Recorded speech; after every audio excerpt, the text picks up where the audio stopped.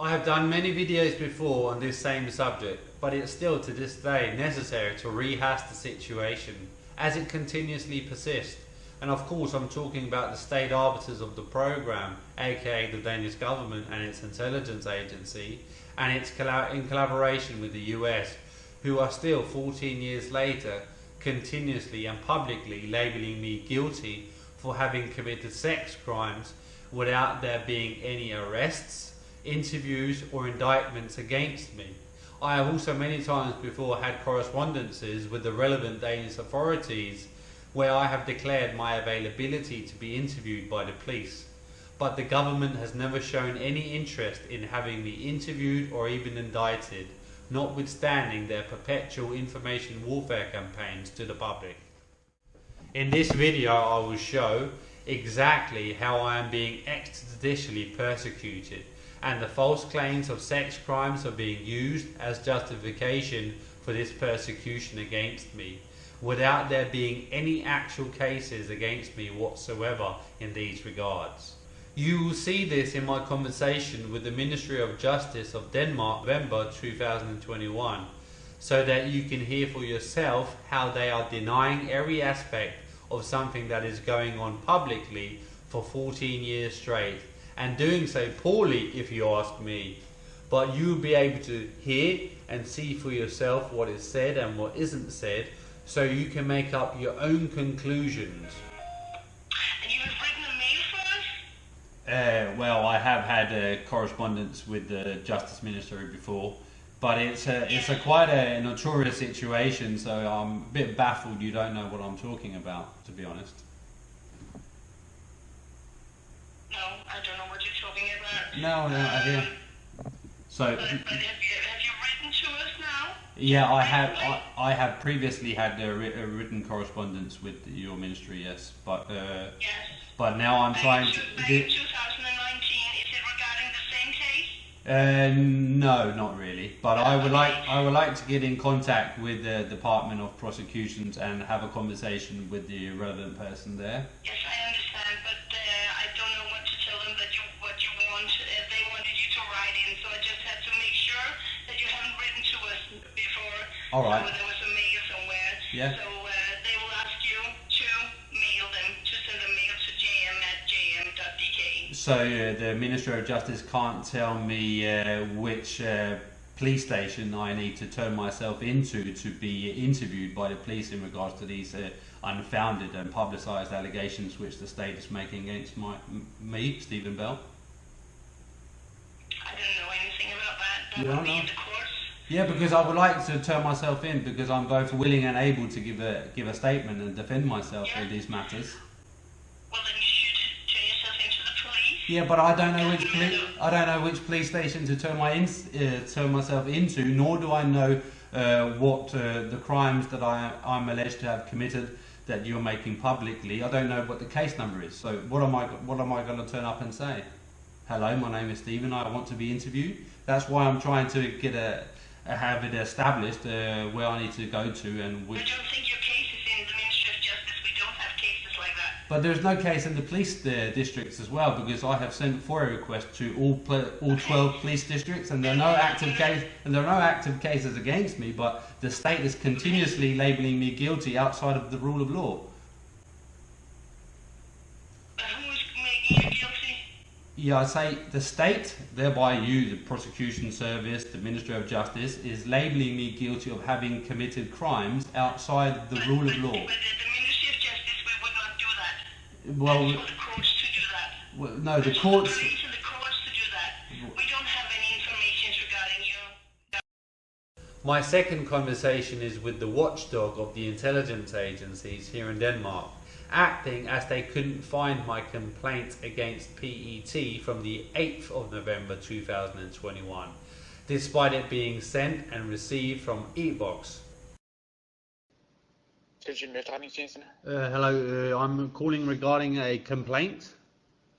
I'm calling regarding a complaint that I have forwarded to you against the Danish intelligence agency, and I just want you to confirm if you have received it. What's your name? My name is Stephen Bell. Just hang on 2 seconds. Okay.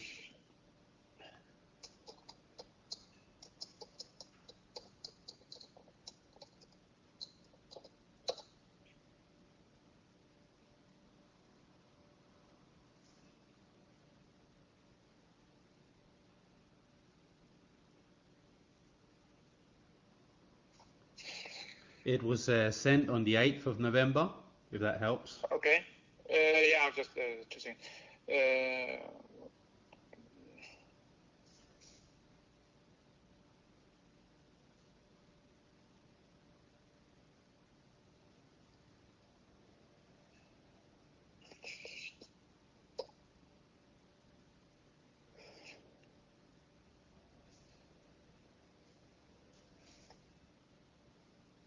Did you use our website to send it in, or? I used the digital platform called eBox.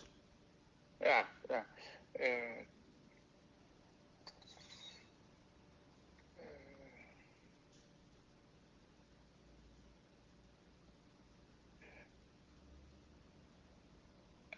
I can't see that we received it. Right. Can I just give me your name again, and then I'll just double check it with. Yeah, what I did was I asked you a few questions regarding the law of PET because of the new GPR, you know, the personal whatever, and I just responded to your answer to me. So it should be in your system. All right. Is it possible for you to send an email in with your information, just your name and the date where you sent in your request? And then we can double check it. Okay. Well, I will just send the complaints again as well. All right. The email is info at tet.dk. Okay, it's on your website. Yep, yeah. I will do that right away. Perfect. Okay. All right, thank you. Bye. So as you can see, they will even deny having received a complaint, as well as denying extremely notorious situations, which is persistently transpiring on a global basis.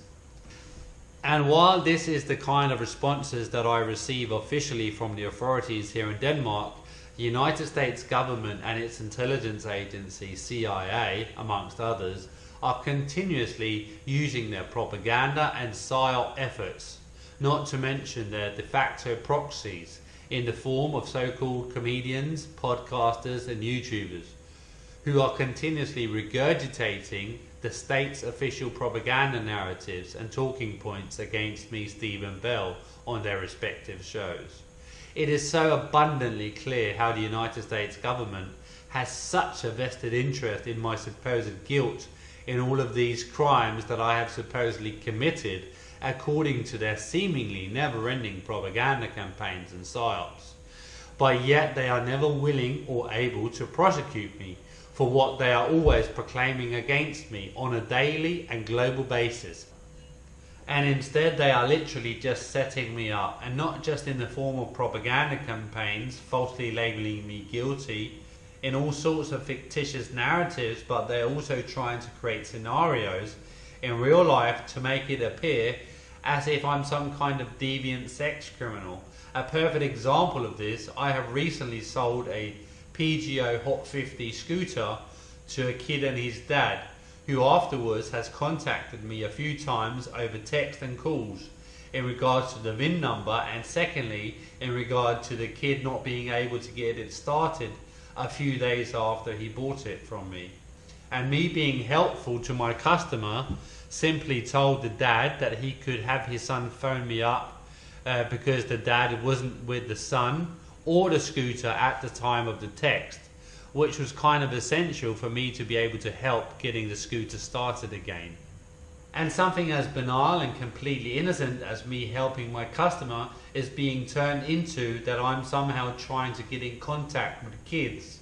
And the government and intelligence agencies who run this program are literally completely knowingly making these kinds of false claims against me and having their de facto proxies like this Tim Dillon regurgitate these completely nonsensical claims on their respective shows, all in an effort to indoctrinate the public on a global basis to believe that I'm some kind of sex criminal.